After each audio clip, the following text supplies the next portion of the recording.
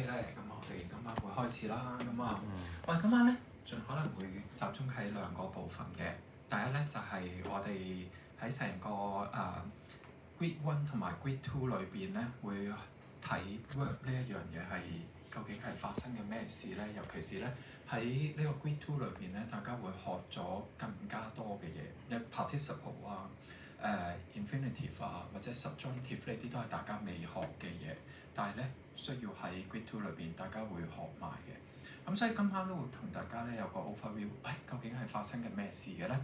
咁同埋咧就係 preposition 咧，其實係都有一個方法去背同埋應付嘅。尤其是咧某一啲 preposition 咧，會喺我舊年考試或者做測驗嘅時候咧，幾常會見到某一啲 form。咁當我哋見到嘅時候咧，咁其實咧，如果我哋有背到某一啲嘅 preposition 嘅時候咧，係會幫到大家喺 passing 裏邊嘅嘢嘅。咁所以我哋今晚會集中喺呢兩度嘅地方。咁同埋咧，有中間有啲嘢咧，就係當我會同大家講咧，就係我究竟係點樣去背嗰啲表同 and 嗰啲嘅字尾嘅咧。咁就係今晚我哋會做嘅嘢啦。OK， 好，咁喺開始之先咧，我想確定一樣嘢。第一個咧就係 Angel 咧，應該會 send 咗一個 file 俾你。第二咧就係 Grid Learning Version 3嘅。Angela 係 Angela，係 Angela。佢 send 咗呢一樣嘢俾你嘅，大家應該收到咧。如果你收到咧，你開咗個 file，因為咧我一路講嘅時候咧，你一路可以跟住個 file 去到撳啊或者 click 咧，你會知道多啲究竟點用嗰啲資料。好，第二個咧，大家會收到嘅咧就係一個 PowerPoint， 係啦，呢個 Word 嘅 passing 嘅 PowerPoint。但係咧呢個 PowerPoint 咧其實只係會去到 imperfect 嘅啫。咁但係咧喺裏邊咧，其實會俾到一個 idea 大家咧，就係究竟當我哋去到 pass 一個 work 嘅時候咧，每一個 step 其實我哋諗緊啲咩？同埋喺背後咧，佢一個好重要嘅地方就係我將某一啲常用嘅 work 嘅生字咧，將佢哋唔同嘅 form 都排咗喺度，同埋我點樣記嗰啲生字。咁因為咧如果你有記嗰啲常用嘅 work 嘅時候咧，其實對於你 passing 嚟講咧，你就會方便一啲啦嚇。咁所以喺記憶尤其是係小弟啊，喺記憶體有限嘅情況之下咧，我盡量係記最少嘅嘢，去到完成我哋呢個 grid 嘅效果嘅。好，咁啊事不宜遲啦。咁啊想同大家講一講，首先咧一個嘅 work 咧，起碼你會分成咗5個部分嘅。5個部分嗱，會有個 stem 啦，大家知道 stem 係咩嚟啦？就係最主要你認嗰個 work 究竟係咩意思嘅部分啦。跟住咧，佢會有前邊有字頭嘅，中間咧會有個叫 tense formative， 或者第二時你哋會學到另外一個中間嘅部分係 morpheme。OK， 跟住咧會有個 connector， 同埋有個字尾。呢5部分咧都會幫助大家咧去認識到咧一個 word 咧其實係代表緊啲乜嘢嘅，得唔得？咁好啦，咁當我哋去拆一個字嘅時候咧，我哋就會根據呢5個部分咧去到拆字㗎啦。好啦，咁大家咧暫時可以咧就係唔需要太介懷所有嘅嘢，我哋去 taste 一下先個 step 究竟係點樣。好啦，咁 taste 嘅時候咧，我會用個 PowerPoint 呢個嚟到做。咁舊年咧，我咧去做呢個 PowerPoint 嘅時候咧，其實咧我係一路去做緊啲乜嘢咧？可以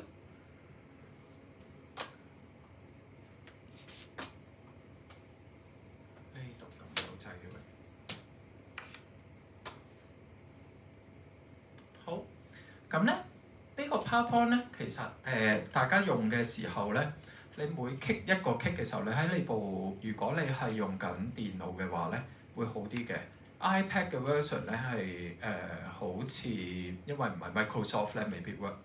咁會發生啲咩事咧？當你一 click 嘅時候咧，佢會有啲 step 喺度嘅。咁啲 step 咧就係你會撳嗰啲掣咧，就會跳落下一個 step 嗰度。咁我哋最初嘅時候設計呢個 PowerPoint 嘅時候，就係俾大家當係個 tools 咧，俾你跟住去 pass 成一個嘅verb 嘅字，一個動詞嘅。好啦，咁首先咧，我會講一講咧，喺我哋去做一個動詞嘅時候咧，最要做嘅咧就係睇佢嘅前邊嘅地方個頭啦。個頭咧，我哋就會睇啦。佢有冇一個叫 augment 嘅嘢？大家學咗 aorist 嗰個 tense 啦，係嘛？學咗 aorist 嘅 tense 嘅時候咧，你就會聽過 augment 呢一樣嘢。好啦，咁我係又回憶一下咯喎。augment 嗰個字母係邊一個字母啊？有冇人記得啊？有冇人記得 augment 嘅字母？個 Greek 嘅字母係邊個 ？epsilon 冇錯啦 ，epsilon。咁咧喺呢度咧。我係喺個 PowerPoint 度咧，係俾咗大家最典型嘅三類嘅情況 epsilon 啦，但係有陣時係會係 eta 嚇，有陣時你都會喺個嘅聖經裏邊見到嘅。有陣時咧，你會見到前邊會多咗一啲嘢嘅，其實係一啲 preposition 一啲 compound word 嚇。咁你會見到個 epsilon。同埋個 eta 咧，其實係攝咗喺中間嘅。好啦，咁呢啲咧，譬如 apo 其實本身係奉嘅意思。我哋講到 preposition，我哋會知道噶啦。as 咁就係言嘅意思啦，言to嘅意思啦。soon 就係 with 嘅意思啦。咁所以咧，其實咧 Greek 裏邊咧好多呢啲嘅字咧係透過唔同嘅字夾埋一齊咧，就會產生一個嘅意思嘅嚇。咁如果大家背到去真係背到最尾背到生字嘅時候咧，你哋會發覺有一個字咧係講緊咧就係resurrection， 即係呢個耶穌復活呢個字嘅時候咧，佢有一個嘅字頭咧就係 ana 嘅 ana 本身係起嘅意思嚇。咁好多嘅動詞咧都會出現呢種情形。但係你都會喺入邊咧，會揾到如果見到 augment 咧，其實都係 epsilon 同埋 eta 呢兩個字啦。咁你就記住佢啦，嚇。好啦，咁有 augment 同冇 augment 咧，係一個好大嘅分別嚟嘅，嚇。咁如果用呢個 PowerPoint 嘅時候咧，當你一撳咗有 augment 嘅時候咧，咁跟住咧，佢就會教你咧下一個 step 咧，要去到拆啲乜嘢嘅嘢㗎啦，嚇。咁就會咧去到睇，如果有 augment 即係代表係 aorist 嘅話咧，就會用 secondary 嘅 tense 呢一邊嘅 ending 去到睇嗰隻字㗎啦。咁呢個 PowerPoint 咧就係用呢個方法咧去到教大家咧。逐個 step 咧去到做，譬如你拆咗個發覺咧就係譬如啦，呢個 O V 字尾嘅，用 O V 啊，其實應該係個 Omicron new 啦嚇，千祈唔好俾阿葉博知道我教大家用英文讀啦嚇，佢會鬧嘅，OK， 但係我自己方面都係 O V 啦，OK， 好。咁你就會發覺個表，O.V. 有呢兩個字尾喎，咁就係 1S3P 咯，嚇 1S3P。咁你就會知道咗佢 1S3P 之後咧，跟住你又會再睇佢下一個 step 咯。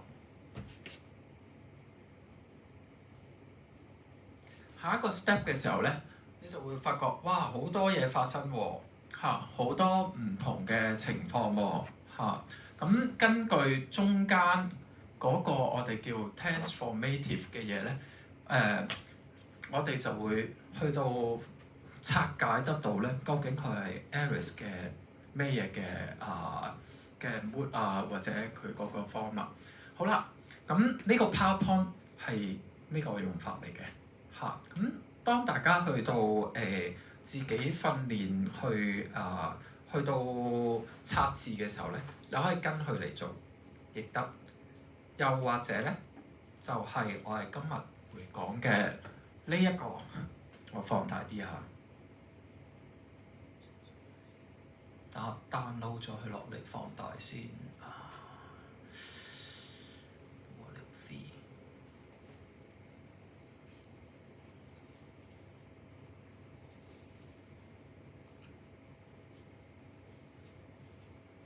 你哋咧，如果中間你哋聽到一啲嘅地方，你哋覺得有唔明有問題嘅時候咧，你哋可以隨便發問嘅。咁我就會即刻停喺度答大家㗎啦。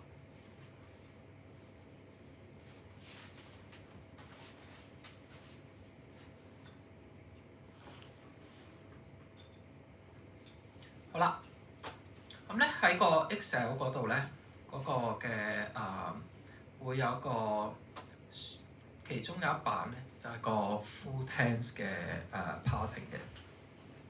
咁其實佢係發生緊啲咩事咧？咁咧，我將佢縮細啊。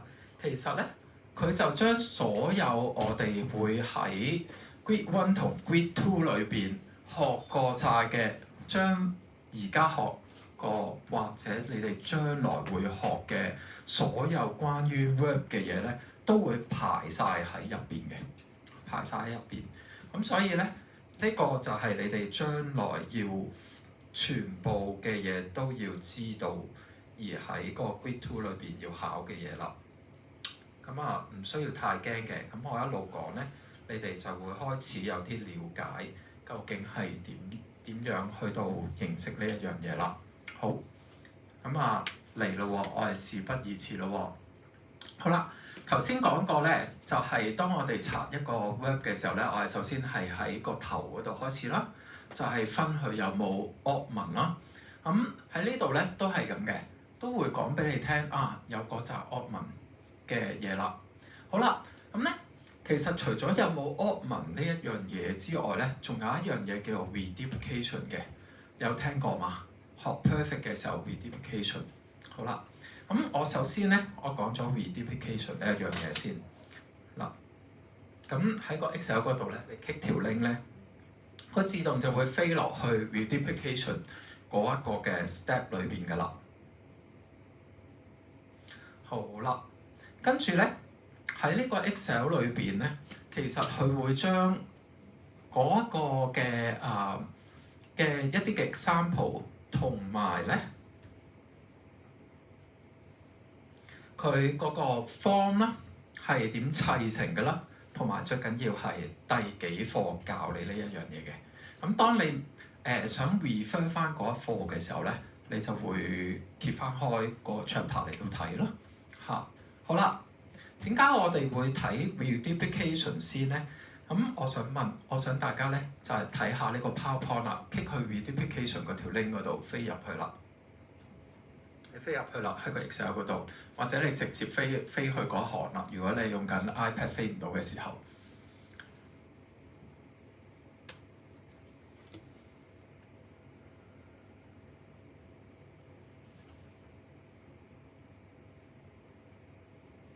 好，飛到去，大家飛到去啦。好啦，你會發覺咧，佢有4類型嘅嘢嘅。咁你就睇下咯喎，睇下嗰4類型嘅嘢咧，就係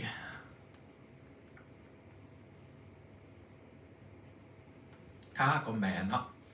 Perfect 嘅 indicative、perfect indicative、perfect 嘅 participle 同 perfect 嘅 infinitive 係嘛？好啦，你會留意到咧，就係當佢一出 reduplication 嘅時候，代表緊啲乜嘢？係啦，代表緊 perfect 啦。OK，咁所以咧，你就已經係呢個係最簡單、最能夠分到啦。一開頭嘅時候你就已經分到。咁唯一咧就係佢當你要分佢究竟係 indicative 嘅嘢啊，定話係佢係一個嘅 participle 啊，定話佢係一個 infinitive 嘅嘢咧？咁呢個咧就要睇個字尾啦。就我哋一陣間咧，我哋講我哋要背字尾嘅嘢啦。好啦，咁喺呢個嘅表裏邊咧，係會 highlight 咗字尾嘅顏色俾大家嘅。OK， 好啦，呢度亦都 highlight 咗藍色嘅字尾啦，呢度亦都 highlight 咗啦。好啦，同埋咧喺個 infinitive 嗰度都 highlight 咗字尾嘅。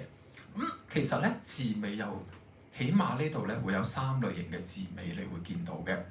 第一類型咧就係個 secondary 嗰個嘅word 嗰個 ending 嗰個啦，就係你會見到命啊、騎啊、善啊、賣晒太，成日都聽㗎啦，係嘛？葉 Sir 應該成日都話賣晒太咁樣嚇。呢啲嘅 word 嘅字尾咧，你就會見到啦，佢一定就會係嗰個嘅active 同埋嗰個 middle passive 嗰個嘅情況啦。好，咁所以咧嗰個字尾咧，其實咧大家係一定要背嘅。咁我一陣間會講俾大家聽點背。好啦 ，participle， 我想問大家啦，喺英文裏邊咧，當你用一個 participle 嘅時候咧，你會幾時會用 participle 呢一樣嘢嘅？係當你表達一個句子嘅時候，英文用 participle。當你了解呢一樣嘢，你先至會了解究竟點解會發生緊咩事嘅。好啦，咁我講下咯喎。咁咧喺個聖經裏邊咧，有陣時你會見到呢一樣嘢發生嘅。當咧係 Jesus 佢係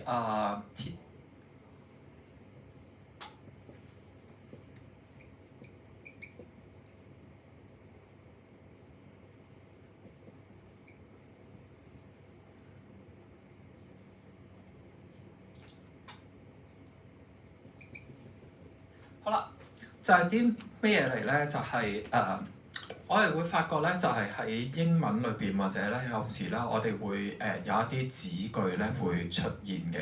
咁呢啲子句出現咧，譬如好似呢度咁啦。當耶穌咧去教緊某啲嘅人嘅時候，有人做緊一件事。咁當然個主句就係嗰個人做緊啲咩事啦。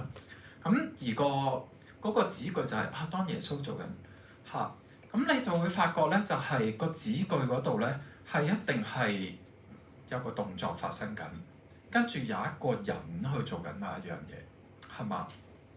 好啦，咁所以咧，當喺個 participle 我哋要表達呢一樣嘢嘅時候咧，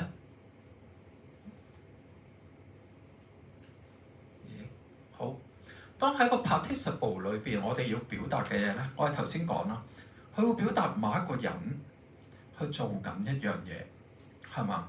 咁喺 Greek 裏邊咧，你就會發覺佢有個 word， 同埋佢要表達邊個人去做緊嗰一樣嘢嘅時候咧，佢就會跟咗嗰個嘅名詞嗰個字尾喺度啦。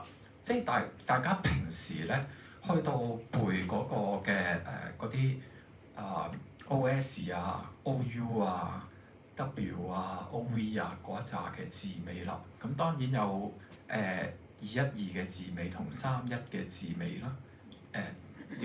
有冇人唔知我講緊咩嘅？即係之前 article 212嗰啲表。係啦，212嗰啲表啦，有冇人未背㗎？又或者有冇人未記好？咁我哋一陣間可以講下點背嗰個表啊。好，咁所以咧，當你發覺咧嗰啲名詞嗰個字尾嗰啲 WV 啊，即係 Omicron New 啊，嗰個 AS 啊、OS 啊呢一啲嘅字尾，你發覺呢啲 line 嘅字尾黐埋喺個 word 嗰度，好有機會 participle 嚟啦，得唔得？咁所以大家背嘅字尾咧，其實同你將來要學嘅嘢咧好有關係嘅。咁所以 word 嘅嗰兩個 table 同 line 嗰個嘅 table 咧，係記得喺你呢個 Big Two 裏邊咧，係盡可能背咗佢啦。如果唔係咧，就好難應付呢個測驗嘅啦。好，咁咧，正如一紮嘅字尾咧，就係 infinitive 啦。即係譬如 I want to eat， 咁 to eat 就係 infinitive 啦，係咪？好啦，咁 infinitive 都係你哋將來會教，佢會有佢自己一 set 嘅 ending 嘅。OK，咁但係咧，我嘅做法我係會點咧？我嘅記法咧，到時你會學㗎啦。咁佢會有特別咧一啲常出現嘅字尾嘅，我就會偷雞嘅，淨係一陣間我都會講到㗎啦。淨係某幾個我先會背嘅啫，其餘嗰啲我就放棄㗎啦。又或者你可以做一個更加取效嘅辦法，記晒其他嘅嘢就唔記 infinitive 嘅字尾咯，即係正如嗰啲就係佢嘅啦。或者連續兩個 word，你發覺前面個 word 係 I want，咁後邊嗰個仲唔係 to 乜嘢？係咪？或者係前邊嗰個I go to，跟住後邊個 word 就一定係個 infinitive 嚟啦。呢個係英文上邊兩個 word 拍埋一齊嘅時候會做嘅一件事咯。咁所以咧呢一啲嘅嘢咧就係可以自己去偷雞嘅一樣嘢啦。好啦，咁頭先講咗 reduplication 之後咧，就講下 augment 啦，有 augment。好啦，大家都係同樣咧飛去有 augment 嗰一個嘅嗰一行裏邊咯。好啦，咁睇下113嗰度，等下先113，好係。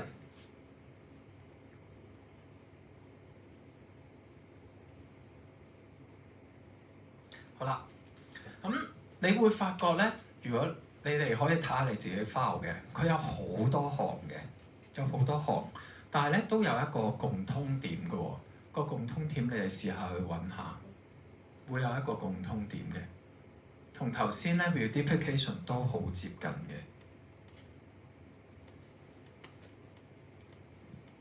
係啦，大家留唔留意到啊？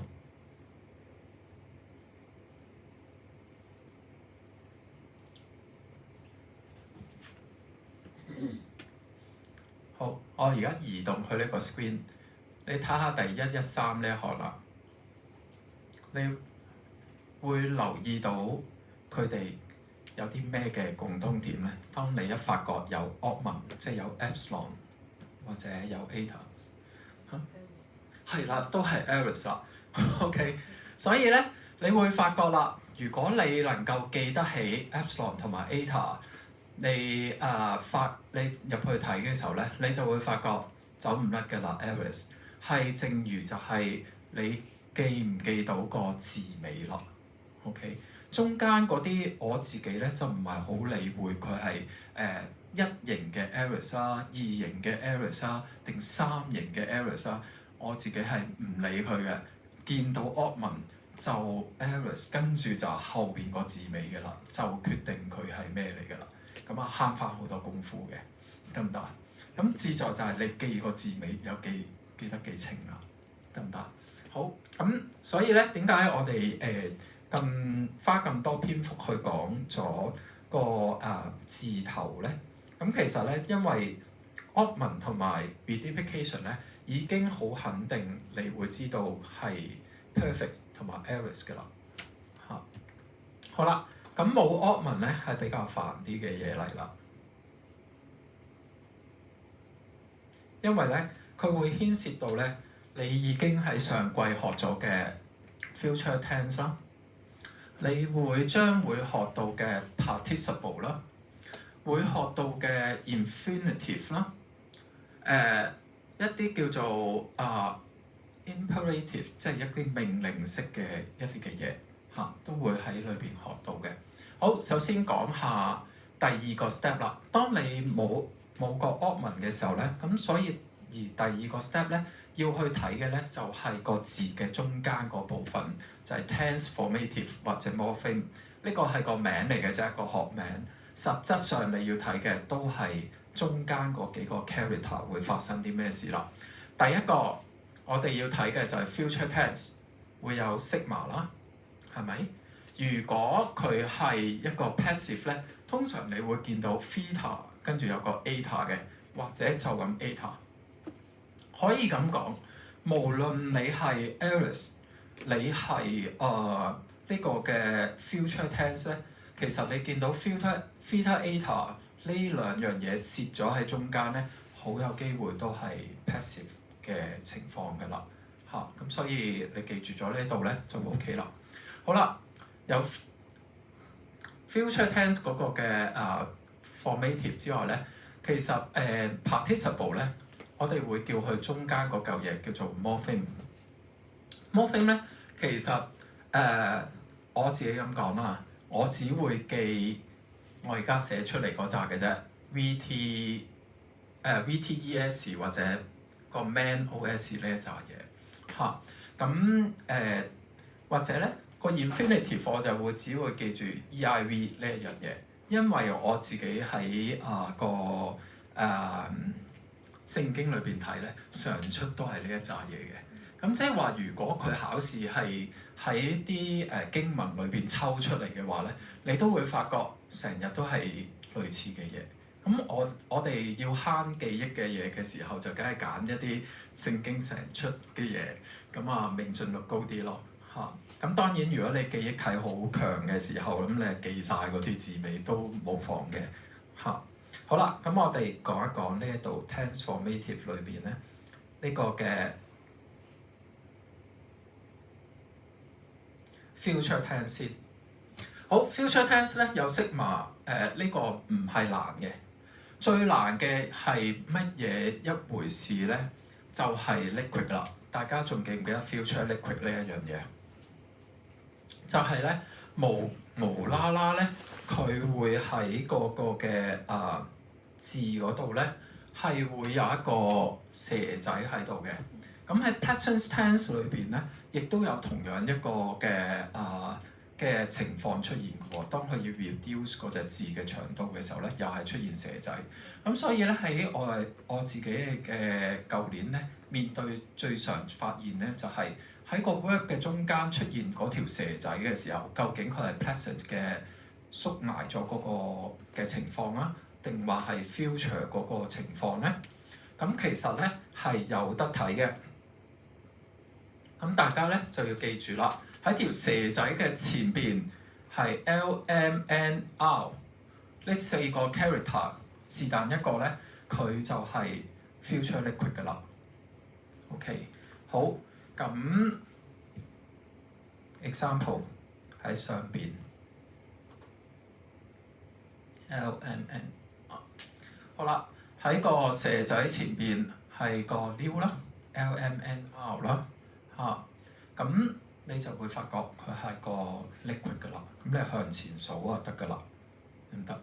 咁我想話咧，呢個嘢盡可能記住佢 LMNR。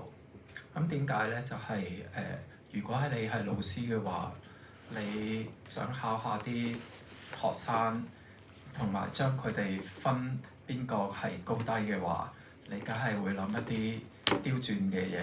咁加條蛇仔落去嘅時候，咁大家識得係 liquid future 嗰啲咪有分咯，唔識係 liquid future 嗰啲咪就算咯嚇。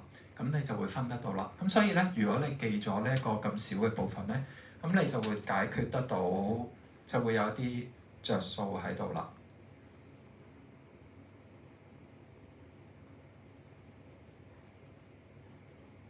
好，嚟到呢度有冇問題先？好，冇問題嘅時候咧，跟住我再講一啲嘢啦，就係你哋將會學到咧，你哋將會學到咧 participle 嗰一紮嘅嘢嘅 participle。咁 participle 咧喺第幾課會學咧？就係去到28課就會學㗎啦。你哋而家學到第幾課？25課，即係仲有幾課你哋就會見到㗎啦。好啦 participle 咧，其實好似頭先咁講啦，佢一定要話俾你聽咧，係究竟啲乜嘢做緊嗰個動作嘅。咁所以咧，佢喺個背後咧，無論佢係咩類型嘅 participle 咧，佢都一定會跟咗 line 嗰個 table 嘅 ending 喺度嘅。咁所以你就會見到嗰啲 s 啊、os 啊、iota a 啊、es 啊、on 啊、sin 啊、as 嘅，係嘛？ os、ou、w、o、v、o、i 呢一紮直頭係嗰個212嗰個 table 嘅樣啦，得唔得？所以咧，你見到 word 再加212或者31，你就知道係你啦，係 participle 嘅樣啦。咁你 participle 個 translation 咧，你就翻去28課嗰陣時咧，你嗰時你就留意啦。當 participle 出現嘅時候，究竟個 translation 係點做咧？嚇，咁你認到佢係 participle，你又記得嗰個 translation 嘅方法，你就 OK 啦，得唔得？呢個就係你哋將要學嘅嘢啦。咁你暫時記住喺心裏邊啦。OK， 好啦，咁跟住落嚟咧。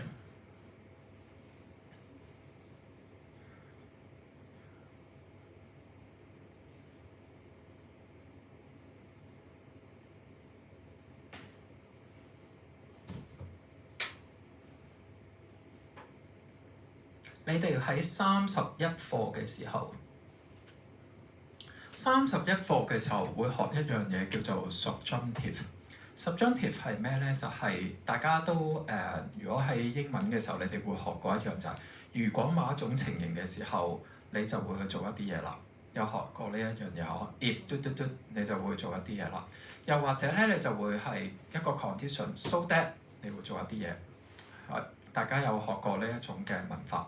係啦 subjunctive 就係講緊呢一樣嘢啦。咁所以咧，你會發覺咧，其實你可以唔背嘅喎，你可以唔背 subjunctive 嘅喎。點解啊？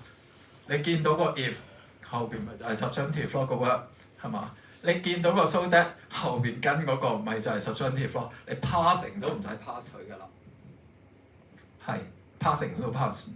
咁但係咧為咗保險起見咧，你可以睇下個 subjunctive 咧，佢嘅嘢咧就係佢會將嗰個嘅 connector 咧就係中間呢個啦。本來係通常係 omicron 啦或者 epsilon 咧，佢會將佢拉長咗嘅。好啦，但我想話拉長呢一樣嘢咧，好多時都會發生嘅。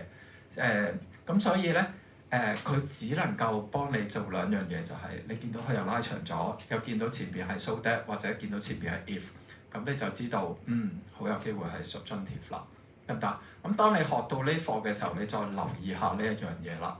咁其實你可以唔背，只需要知道嗰個嘅字咧，你就嗰個出現係啲乜嘢就得㗎啦。好啦，同樣都係有 transformative。咁又或者有啲 morpheme 嘅物體，咁就會出現咗一個叫做命令式嘅嘢嘅嚇。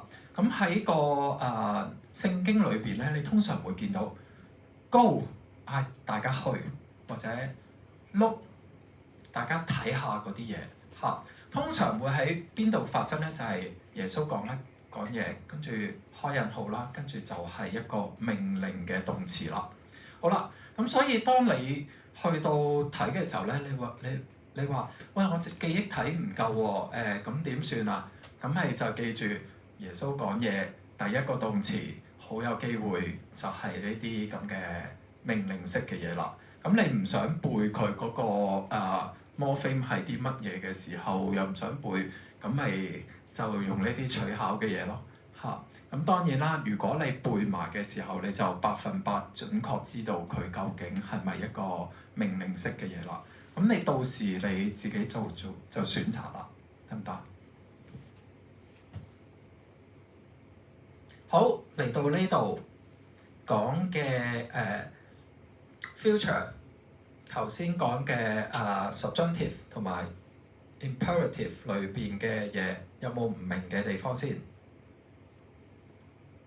冇，有冇？好，冇嘅時候咧，咁跟住咧，頭先講咗有 transformative， 好，有 morpheme。好啦，咁咧其實有 morpheme咧都係嗰一樣嘢嚟嘅啫。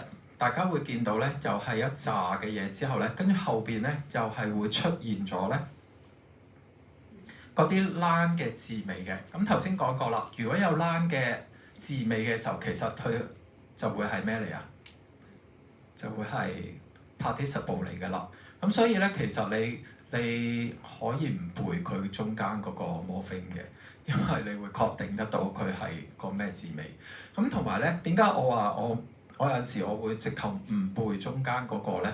因為當你砌一個句子嘅時候咧，你嗰個子句嘅 tense 咧，其實會跟咗嗰個嘅主句嘅 tense 嘅。咁所以你其實你可以取巧就係你見到主句個 tense 之後，你咪照跟咯嚇。咁亦都可以嘅。呢啲係一啲如果你英文有翻咁上下嘅時候，你咪就出呢啲龍料，咁你慳翻好多記憶體咯。咁但係如果你話唔係喎，我需要咧去準確啲喎，咁你就背晒佢啦，咁就 OK 㗎啦。OK， 好。咁頭先亦都講過咧，就係一啲 infinitive 同 imperative 咧，都係同樣嘅情況。你認得到佢嘅字尾，認得到佢中間嗰個，即係話，譬如 infinitive 咧，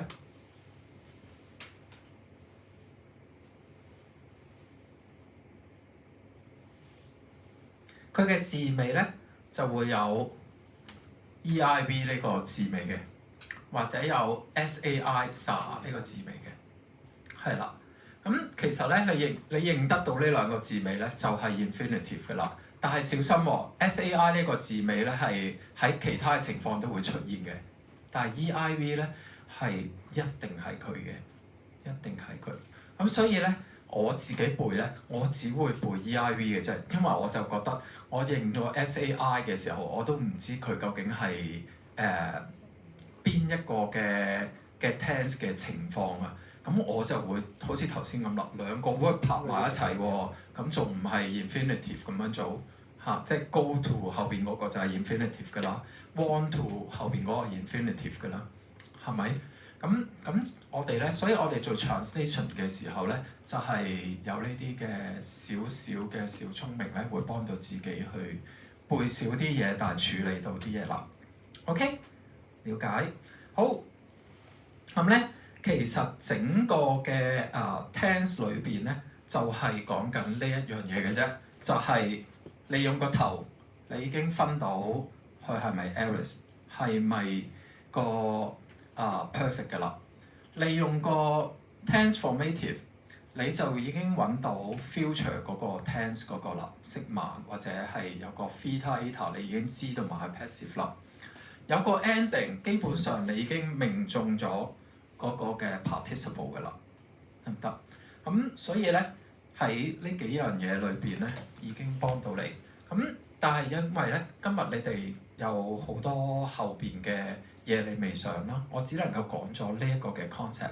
當你去到學嗰一課嘅時候，你係留意下嗰啲嘅嘢咯喎。你會發覺咧喺裏邊咧其實某一部分已經決定勝負，你就已經可以確定佢係咩嚟㗎啦。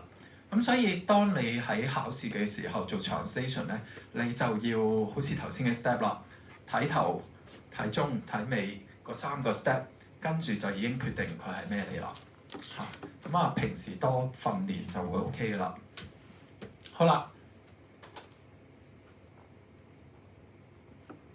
講下呢個嘅背 ending 嘅方法先。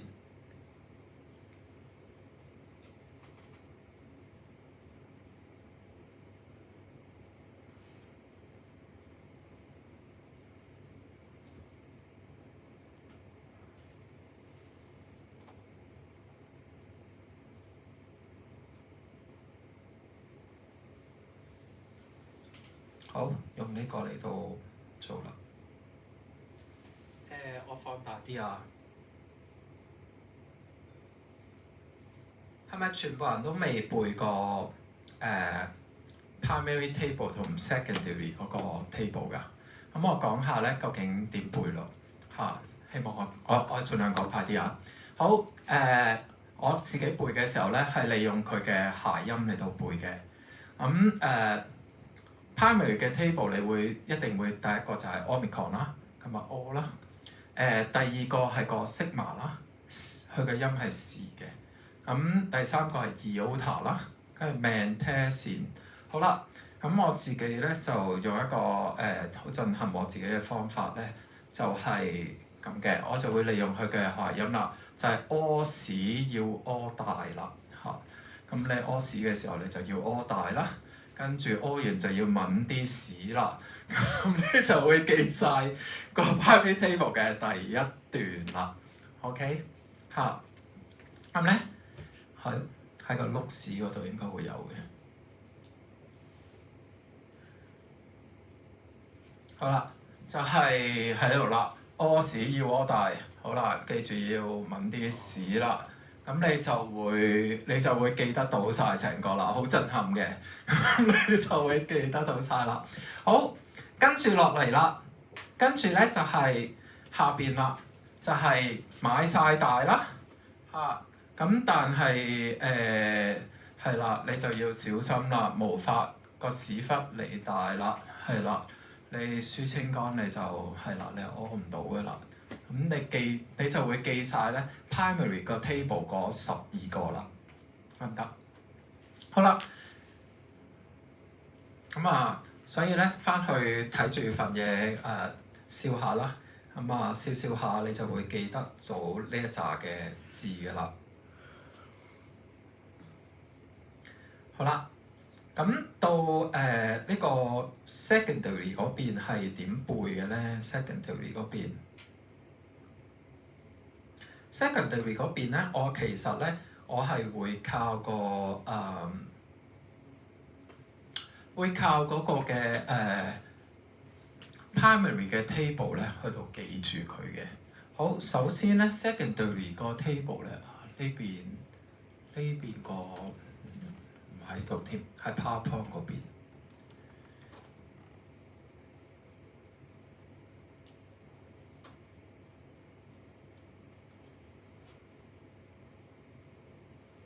好，喺 secondary 呢個 table 嗰邊咧，其實我自己會咁樣記嘅。首先，OV 咧係一頭一尾嘅，一頭一尾係 OV，咁你記住咗佢咧。一見到 OV secondary 嗰邊有 epsilon 咧，就一定係 1s 同 3p 嘅啦嚇。咁你就睇下其他嘅 line 咧去配合啦。好啦，跟住咧就係我會記住 3s 嗰一個嘅，因為咧佢會係 EV 嘅 EV 係啦。咁你就已經記咗三個地方嘅啦。好，剩餘落嚟嗰啲同 primary 嗰邊係一樣嘅，譬如。2s 就係 sigma 啦 ，s 啦，1p 係 man 啦，2p 係 te 啦。咁所以咧，我自己記嘅時候咧，我一定會係記咗 primary 嗰邊先，跟住就去到寫翻 secondary 嗰邊個 table 出嚟嚇。咁你就會慳咗好多記憶㗎啦，因為你只係需要記住乜嘢啊？頭尾係 OV，3s 係 EV。係啦，跟住其他一樣，咁你其實只係記咗額外2樣嘢嘅啫嘛，係咪？你唔需要靠咁多嘢去記啦。好啦，到下邊咧，嘅記法咧就會 primary 嗰邊係賣晒太，係咪？咁 secondary 嗰邊就係 misodo 啦 ，misodo 嚇，有彈琴嗰啲就記住 misodo 就得啦。嚇，咁但係咧，係車仔擘大隻眼嘅，OK，係啦，咁咧，但係你要記住喎，個2s 咧，雖然佢係賣晒太或者 misodo，但係其實佢出現嘅時候咧，佢並唔係用呢一個樣式出現嘅喎。譬如個晒咧，其實佢係 eta 有條蛇有條尾嚟到嘅情況出現嘅。而數咧，佢唔係用呢個 SO 出現嘅，佢係用 OU 嘅情況出現嘅嚇。咁但係咧，你其實咧，你唔背亦得嘅喎。點解咧？點解唔背亦得咧？有冇諗過？嚇？都可以咁樣諗嘅。嗱，其實係咁嘅。我自己背嘢嘅方法就係咁啦。當我選擇有一樣嘢唔背嘅時候，我背晒其他就得啦。OK，咁即係話其他嗰啲唔中，剩翻嗰個咪就係佢咯。係咪？嚇，咁所以你就算你話喂，我認唔到 eta 蛇仔係咩喎？佢又唔係賣，又唔係太，又唔係咪法是法利帶，咁仲唔係佢？係咪？又唔係前邊呢一紮啦，係嘛？咁所以咧喺12個裏邊有一個你唔背係可以嘅，嚇，因為剩翻嗰個就一定係佢啦。仲要係剩翻嗰個咧，你唔記得佢出現嘅樣，因為佢平時會話俾你聽，佢係叫晒，但係佢出現個樣唔係呢個樣，係咪？咁所以你其實可以你話我記唔起嘅，咁咪用頭先嘅一個排除法去到解決佢咯嚇。我舊年都係用呢個方法嘅啫。總之對雲唔係其他嗰啲就係佢啦，得唔得？好啦，咁 Mesodo 一樣啦。好啦，咁你會發覺咧，Mifa 同 Sifa 咧係兩邊 primary 同 secondary 一樣嘅嚇。你會見到一 P 二 P 咧係一模一樣嘅，咁所以一 P 二 P 咧你背咗 primary 你就係背咗 secondary 㗎啦。好啦，咁而個三 P 呢度係點背咧？你會見到啦，一個係泰，跟住就離大，呢邊係 Mesodo，咁下邊就係嚟到啦，係啦，嚟到啦嚇。咁所以你會背嘅時候，你就會發覺好簡單啦。當你背咗柯士爾好大 Mantasien，跟住賣晒泰 Mifa Sifa 離大，跟住你就可以自己去到寫得到個 secondary 出嚟啦。咁就會慳翻好多自己記憶嘅體啦，亦都會記得成個 table 啦。幫唔幫到大家呢度啊 ？OK 啊，嗬。好，係啦。咁頭先講過啦，拆解字尾嘅時候咧，就係你每一個咧拆解嘅時候，最主要拆咧就係佢究竟係個 person 係啲咩啦，佢嘅 number 係啲乜嘢啦，嚇呢啲嘅嘢嚇。好啦，咁呢個咧就喺個 work 嗰度會發生嘅情形咯，講講212同埋31嗰個 table 啦。呢個嘅 table 大家應該背晒嘅，係嘛？有冇人未背或者會唔記得㗎？3嗰個唔記得。好。我自己嘅做法係咁嘅。我舊年我而家都做緊嘅，每一日都每個禮拜都做緊，就係我會咧喺每一個禮拜裏邊咧揀一日。當我零收嘅時候咧，我就會抄呢個 table 一次嘅，係啦。咁你當你抄呢個 table 一次嘅時候咧，你慢慢咧你想減短你零收嘅時間咧，你就會個 table 好自然就會入咗你個腦裏邊㗎啦嚇。咁你每次都做，咁或者咧我自己就會咁睇嘅。咁primary 呢度 OSOUW 呢度會記晒佢啦。跟住之後咧，你就會發覺有啲咩嘢咧係會一樣嘅，譬如 WV 呢啲會一樣啦。跟住 OV 呢啲會一樣啦。Eta、Neuter 係好好背嘅，因為個 nominative 同埋個 accusative 咧係一模一樣嘅。咁你剔咗呢條 rule 咧就會 OK 嘅啦。好啦，但係去到3嘅時候咧，其實最惹氣嘅地方咧，就係你會發覺個 OS 字尾會變咗做 genitive 嘅，會變咗做 genitive，係啦。反而個 nominative 咧係 sigma。咁你就記住呢個 rule 水咯。喺3嘅時候係會有啲反常嘅。好啦，而個 dative 咧，你會見到嗰個嘅嗰條尾咧，嗰個 iota 咧會擺咗喺度啦。咁而個accusative 就係 alpha 同埋 nu 嗰個擺喺度啦。所以我哋記呢個3個 table 就係記特別嘅嘢嘅啫。嚇，個 es 同埋個線呢度啦。咁其餘嘅嘢咧就跟其他嘅嘢照去就得㗎啦。尤其是 omega nu 咧，係全部都係 omega nu 嘅嚇。as 嗰度咧喺後邊咧係有3個地方都係 as 嘅。咁你咪特別記住 masculine 係 ous 同埋係啦 masculineous 啦，同埋 neuter 嗰個係 alpha 就已經得啦。咁盡量淨係記啲特別嘅嘢咧，你就會記到呢個 table 啦。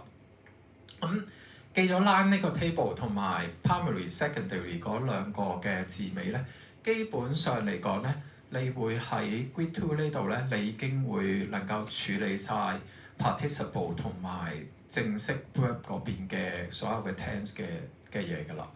咁啊，盡量記咗呢一集啦嚇。好，嚟到呢度有冇問題先？冇問題。好，冇問題嘅時候咧，咁喺呢一個嘅passing 裏邊咧，我想 highlight 多一樣嘢俾大家嘅。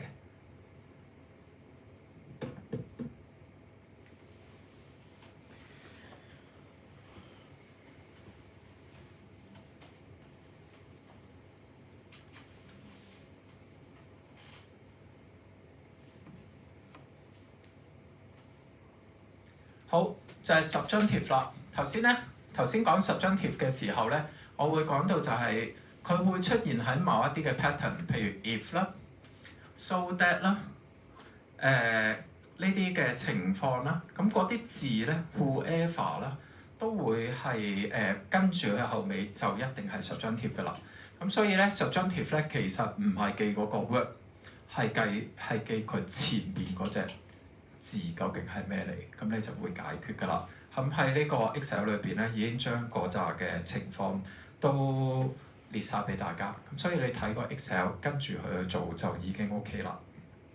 好啦，嚟到呢度大家都有啲攰啦，做啲刺激嘢啦嚇。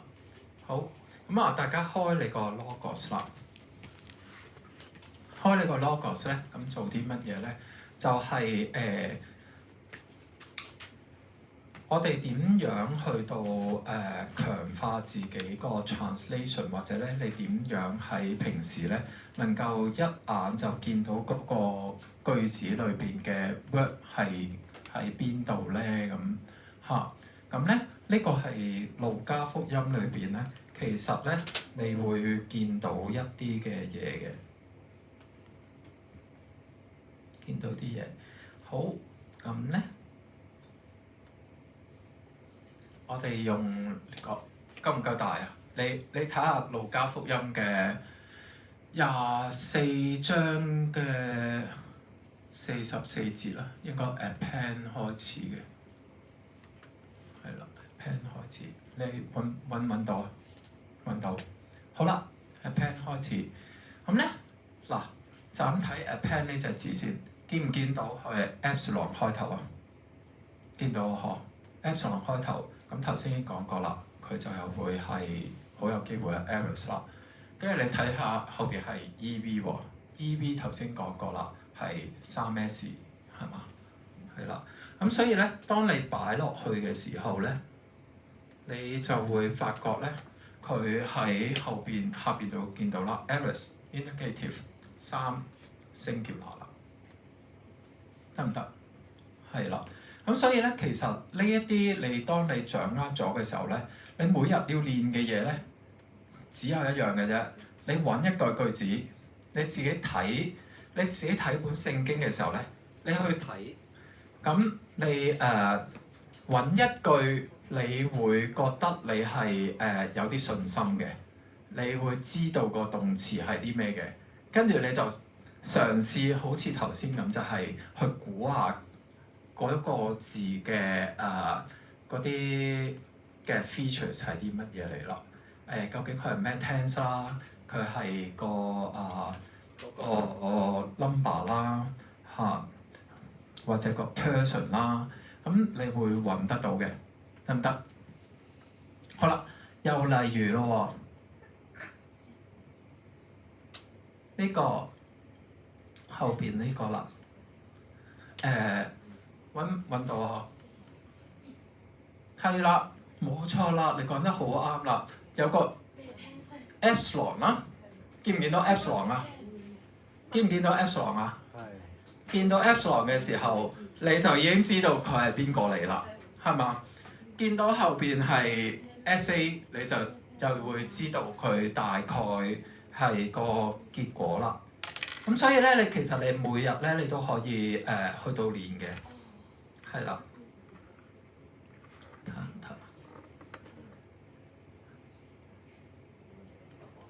嗱，又例如呢度啦，呢度咧有個 word 跟住佢後邊係跟個 eta， 唔係跟個 alpha。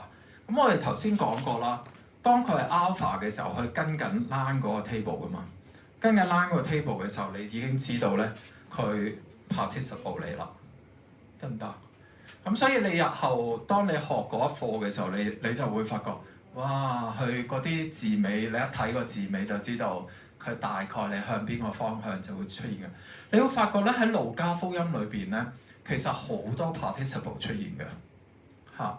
跟住咧，你喺每一個嘅句子裏邊咧，你會揾到一個 verb 嘅。而你點揾個 verb 咧？就係你去揾 primary 或者 secondary 嘅 ending。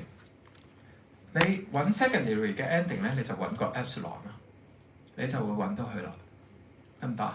咁你每一日咧，你都嘗試去喺個 logos 度是但揾一句，跟住你就去試下你揾唔揾到個主要嘅動詞。揾到嘅時候，你覺得佢係，你就去估下啦。跟住你估得中嘅時候，你就拍掌鼓勵自己，哇！我揾到啦咁樣啦，係啦。跟住你學完 participle 之後咧，你又揾，呢個咪就係 participle 咯。你睇到呢一樣嘢已經好足夠嘅啦，得唔得？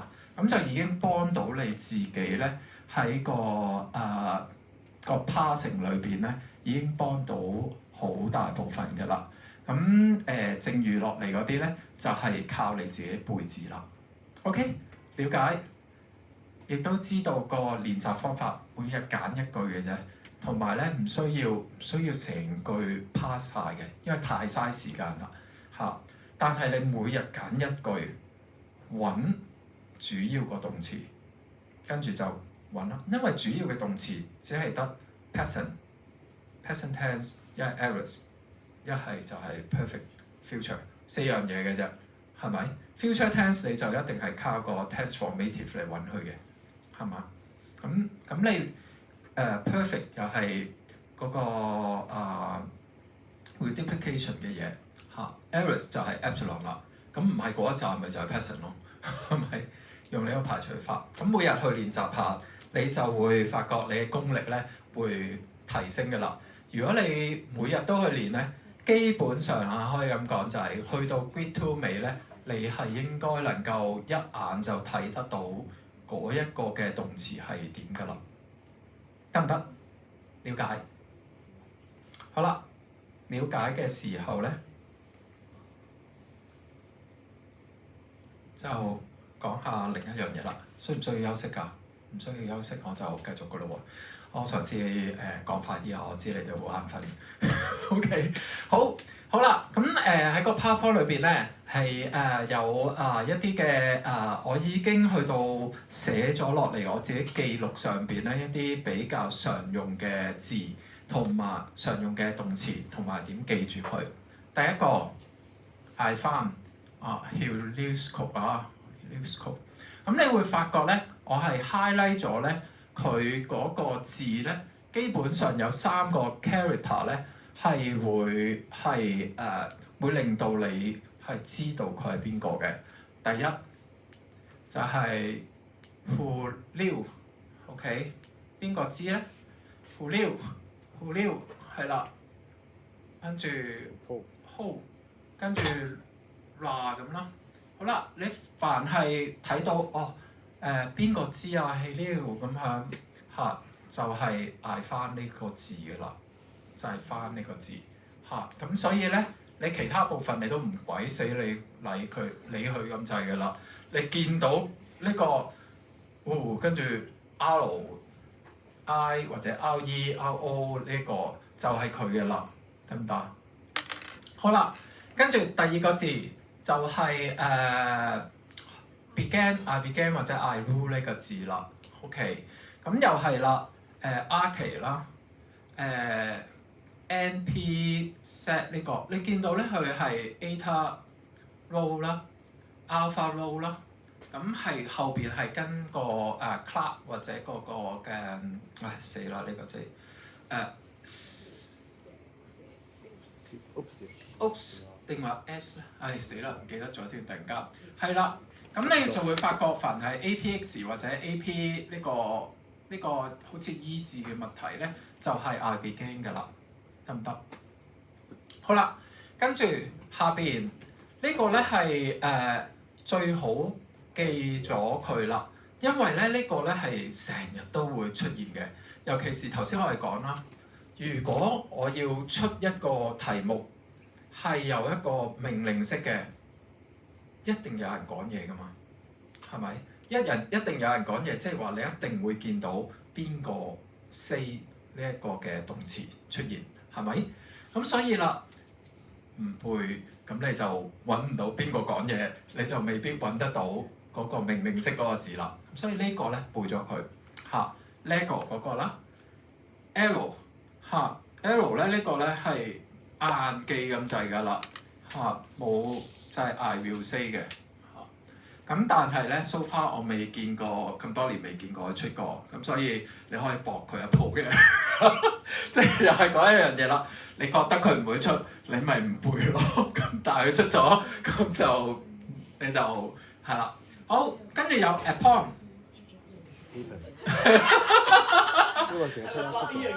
係啦 upon 同 append 咧呢兩個字咧 append 就係 he she said。upon 就係 I said 係啦，呢兩個字咧，你喺喺聖經裏邊咧，成日都出嘅，成日都見佢哋嘅，唔係 upon 就係 append 嘅啦，尤其是耶穌説就 append 嘅啦，係啦，跟住好啦，咁我點記住 upon 係咧？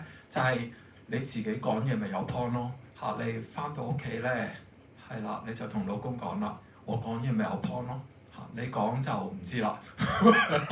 OK， 咁係啦，咁你就記住 upon 就係 I said 啦。OK，咁你就會記得到呢個啦。好啦，跟住I see 呢個咧，就我會覺得我自己呢度都寫咗點樣記㗎啦。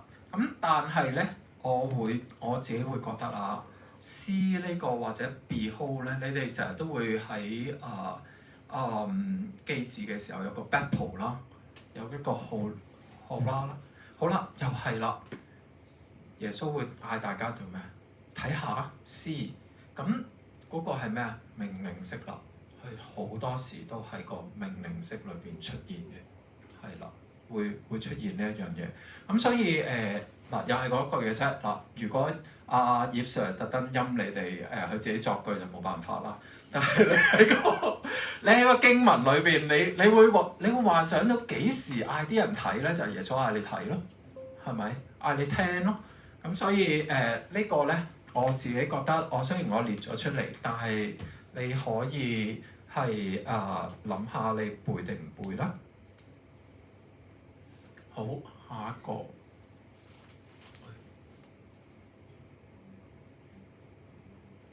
好 admit 呢個我哋舊年咧，因為我哋要特登去考某啲table 嘅，其實係送分題就係我哋要背晒啲 I am 啊 you 啊嗰扎嘅 table 嘅。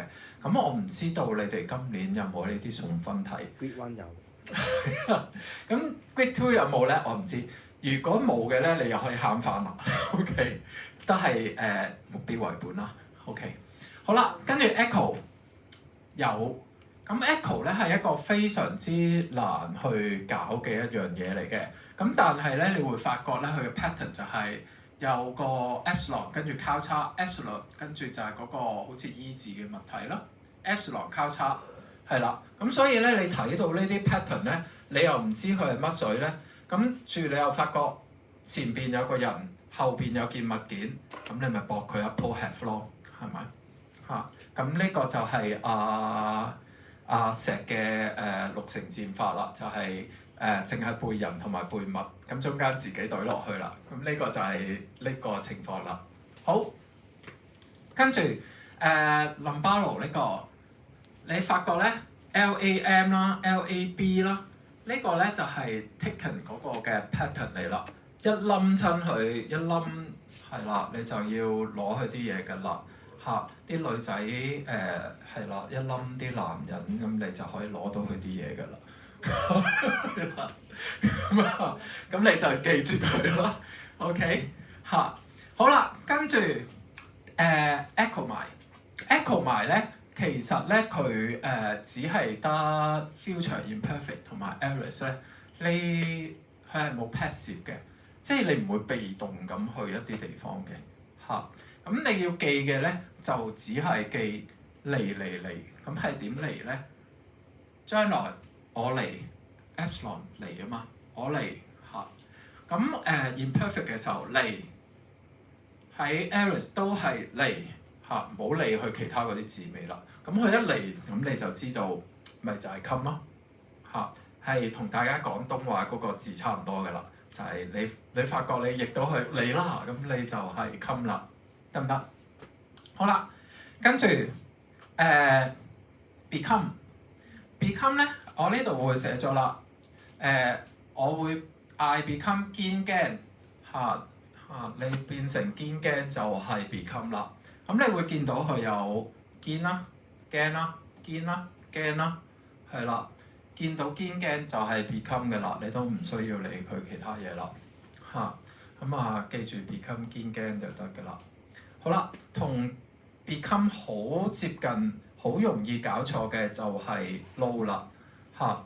low 咧就係堅 low 啦嚇，堅 low 你會見到佢堅 omicron 啦，堅 low 啦。呢度又係個 gamma 同埋 low 啦，呢度又係堅 low 啦 ，gamma 同埋 low 啦 ，gamma 同埋 low 啦。所以你一見到佢堅 low 咧，你就知道係 low 啦嚇，就係知道啦。咁呢個嘅表裏邊咧，就已經將大家差唔多呢啲幾常見嘅一啲嘅字咧，去到列咗俾大家，同埋個記嘅方法嚇。咁你記住嗰啲 pattern 就得㗎啦。下邊呢一紮咧，頭先講咗咯喎，點解又會飛翻落嚟嘅？因為你調轉個次序開始。哦，係喎，我調轉咗次序喎。係啦，好啦，咁所以咧 verb 呢度記住個中間個部分個 stem 就係呢一紮啦嚇。咁記咗呢一紮，剩餘嗰啲就靠你自己啦，得唔得？好啦，咁跟住字頭仲有好多 verb 喎，即係仲有成8隻㗎嘛。係咪嚟嚟去去都係呢啲嚟？仲有成集啊，係，但係你會背㗎嘛呢三字嚇？你 present tense 嘅啫嘛，嗰啲三字。係啊，因為點解我特別選呢一集字咧？係其實有原因嘅，因為咧有好多嘅字咧，其實佢個 word 咧係唔會走樣得太過分嘅。除咗你去到後邊咧，係埋字尾嗰一紮嘅字咧，係特別要記嚇。你日後去到最後嗰課咧，你就會學到㗎啦。佢完全唔跟 primary 同 secondary 嘅 ending 嘅，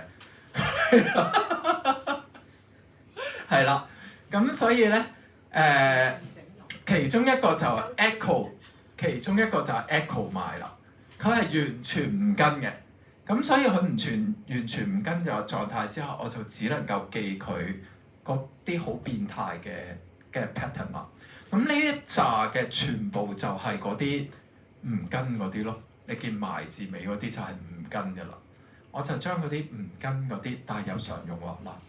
佢唔跟唔緊要，但係佢常用啊嘛，佢咪唯有焗記咯。佢唔跟又唔常用嘅，梗係唔記啦。OK， 係咪？好啱喎。啱啊，8成之法。得唔得？了解，所有嘅 word 都了解晒啦。好，咁希望幫到大家啦，同埋知道佢嗰個練習嘅方法啦。好啦。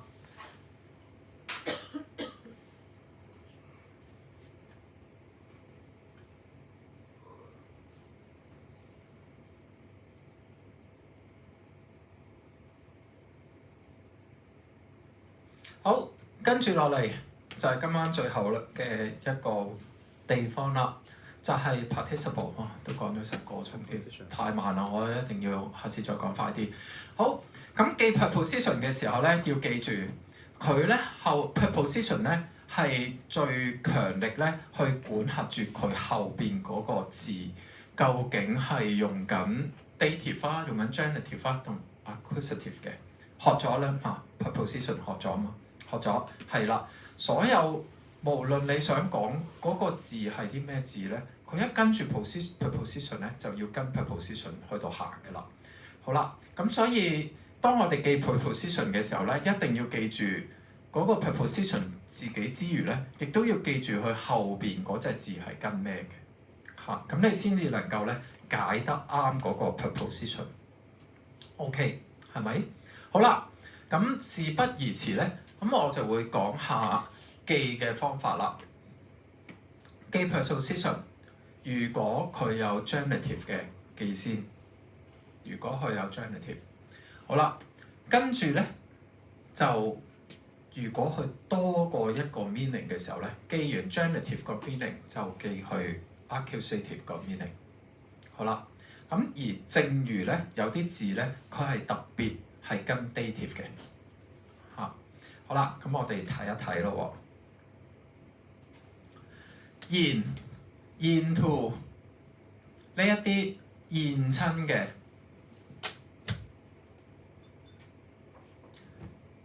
with parallel with 或者 soon with， 現同 with 呢一紮咧後邊都係 dative 嘅嚇，咁你又會覺得好合理嘅喎嚇。譬如當你同你老公一齊 with 一個人嚇，嗰個人咪就係你 apply 緊個動作喺佢身上咯，係嘛？咁就係 dative 咯。所以現同 with 咧都係 dative 嘅，得唔得？咁好合理嘅。咁所以你喺度一記嘅時候，你可以重排呢個 Excel 嘅，如果你中意嘅話，你會發覺 and 啦、as 啦，跟住咧就係個 para 啦、soon 啦，呢啲咧都係一個就咁 dative 就已經解決佢嘅字啦，得唔得 ？OK， 好啦，跟住我哋咧有一個好 exceptional 嘅，就係 on 啦，後邊跟咩都係 on 嘅。咁當然啦，你如果喺個 app 裏邊咧，你會見到佢係有一紮字跟住尾嘅。咁但係我習慣就咁 on 佢就算㗎啦，就係呢個 appit 啦 ，appit。咁 appit 你會點樣記到佢一定係 on 咧？咁嚇，我自己咧就會係記緊一個英文啦，就係 at，pit 就係山頂，係啦，你企喺個山頂度 on the pit 啦 ，OK， 咁你就會記到 pit 咁啊 on， 咁就會記咗佢嘅啦。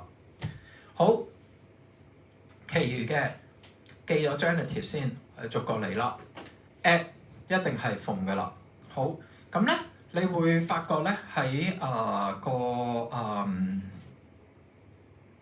有一個動詞咧，好似係 at barlow 定乜鬼咧，就係 cast out 嗰隻字嘅嚇。你見到佢成日都出嘅嚇，佢一 cast out 咧就會諗住 demon 嘅啦嚇。咁如果佢出呢一題咧，你就記住咯，cast out demon， 咁你就譯咗嗰句 cast out 個 demon 咧，你就殺晒佢個分數嘅啦嚇。咁基本上咧係好常見到呢一個嘅情況嘅嚇。好啦，跟住 pose 嚇，咁 pose 咧你就記住 for 啦，佢嘅 genitive 嚇，你會 po 邊個你就係 for 邊個人啦嚇。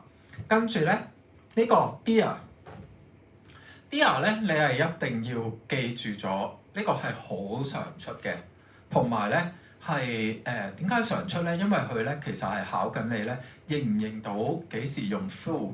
幾時用 because 嚇，咁所以咧你就會記住咗dear 穿過去，因為啲乜嘢嚇 dear， 咁你記住咗呢個咧如果中咗呢題咧，你就會係睇到係後邊跟 genitive 同 accusative 咧，你就會分得到佢啦。咁幾常會出現嘅。好，跟住 kata。呢個咧亦都係好常出現嘅，你就會記住你 counter 即係你反對啲乜嘢 ，against 啲乜嘢原因 ，according to 咩嘅原因，咁你就會記住咗先嗰個就係 genitive 啦，後邊嗰個就係個 accusative。against 啲乜嘢 according to 咩原因？就係你記呢個 kata 嘅方法啦。好啦，呢個咧亦都係好常出嘅，因為咧你成日都會發覺咧係佢會有一句句子咧 according to 啲乜嘢嘅。我係見過 according to 嘅。Meta 就係你記住啦，你幾時 match 啦？你當好似英文 MEET 啦 ，match with 一個人 after 幾時落堂啦 ？after 咁未結婚嘅姊妹就可以啦，你 meet 你嘅男朋友 after 個落堂就得啦。好 ，Perry 咧亦都係一個幾常出嘅 preposition，concerning 或者有陣時大家會譯做 about 呢個嘅，咁 around 嚇。咁我自己嘅記法咧就係因為我唔知咧，我喺大學啲女同學叫親 Perry 嗰啲都好靚女嘅嚇，咁咧所以咧係佢啲男朋友好 concern 佢哋嘅，因為好驚有 around 佢哋有啲男仔，咁所以 Perry 就會記住 concerning 同 around 啦嚇，咁好常出 concerning 呢個字嘅嚇，咁你記住 Perry 就係 concerning around 就得啦。咁 hippo 就係under 啦。咁下邊呢個 in behalf of 其他嗰啲睇下先 percent， 其他嗰啲好少嘅。你見我講過嗰啲咧就係嗰一紮啦嚇。咁你記住個 genitive 之後，你自己個故事都係將個 genitive 之後到個 accusative 咧，你就會分得到個 preposition 咧，亦都知道點引用啦嚇。咁喺 translation 嘅時候咧，你會發覺就係有陣時嗰個嘅字咧係你唔知點解佢無啦啦就會用 genitive 咧，好大機會就係因為佢前面個 preposition 控制住佢啦嚇。咁就要小心啦。同埋你日後會學到一個GG 嘅 combination 嘅。所謂 GG 嘅 combination 咧，就係個 noun 係 genitive 啦，跟住個 word 咧亦都會係用一個 genitive 出現嘅。咁其實佢就係一個子句嚟嘅嚇。咁日後你會學到呢一樣嘢嚇。見到 GG 咧你就唔使驚嘅。咁記住咗呢個 pattern 咧，其實係你攞分嘅一個 pattern 嚟嘅。但係你唔記嘅時候咧，你就真係知嘅啦。咁啦，好咁要講嘅嘢就係咁多啦，希望唔會嚇親大家有太多嘢背啦嚇。咁有冇啲咩問題問？原來呢度係個百慕大三角嚟嘅，一行埋佢就個咪就唔喐噶啦。好，有冇啲咩特別嘅問題想問嘅？有冇啲唔清楚嘅嘢嘅？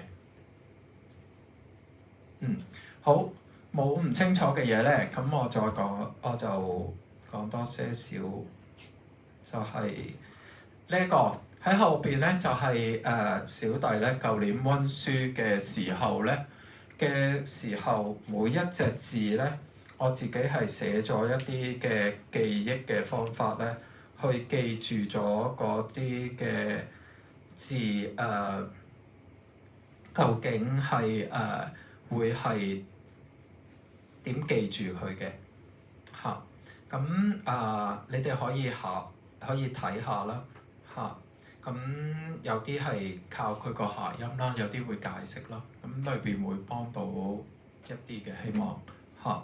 咁你凡係你唔係好知嗰隻字究竟係點背嘅時候，你可以考慮睇下啦嚇。咁你如果睇唔明佢究竟係咩嘢一回事嘅時候，咁你就揾我啦。咁我會解釋俾大家聽，究竟我嗰陣時諗緊啲乜嘢。咁你就會記得到一字啦。好，有冇大問題？